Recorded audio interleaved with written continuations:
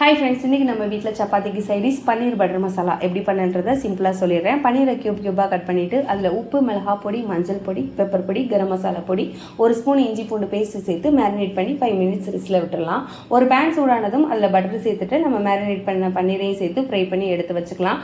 அதே பட்டரில் பிரியாணி ஸ்பைசஸ் சேர்த்துட்டு வெங்காயம், தக்காளி, பச்சை மிளகாய், இஞ்சி பூண்டு பேஸ்ட், உப்பு சேர்த்து நல்லா வதங்கினதுக்கப்புறம் ஒரு பவுலில் 1/2 கப் கர்டு, உப்பு, மிளகாய் பொடி, மஞ்சள் பொடி, பெப்பர் பொடி, கரம் மசாலா பொடி, மல்லிப்பொடி, ஜீரகப்பொடி எல்லாம் சேர்த்து நல்லா மிக்ஸ் பண்ணதுக்கப்புறம் இதை நம்ம வெங்காயத்து கூட சேர்த்துடலாம். ஸோ நல்லா கொஞ்சமாக தண்ணி ஊற்றி நல்லா கொதிஞ்சதுக்கப்புறம் ஒரு ஸ்பூன் கடலை மாவை தண்ணியில் மிக்ஸ் பண்ணி சேர்த்துக்கலாம். ஸோ கடலை மாவோட பச்சை வாசனை போனதுக்கப்புறம் நம்ம ஃப்ரை பண்ணி வச்சுருக்கிற பன்னீரையும் சேர்த்து மிக்ஸ் பண்ணிடலாம். நம்மக்கிட்ட கஸ்தூரி மெத்தி இருந்துச்சுன்னா க்ரஷ் பண்ணி சேர்த்துக்கலாம். என்கிட்ட இல்லை அப்படின்றதுனால நான் போடலை.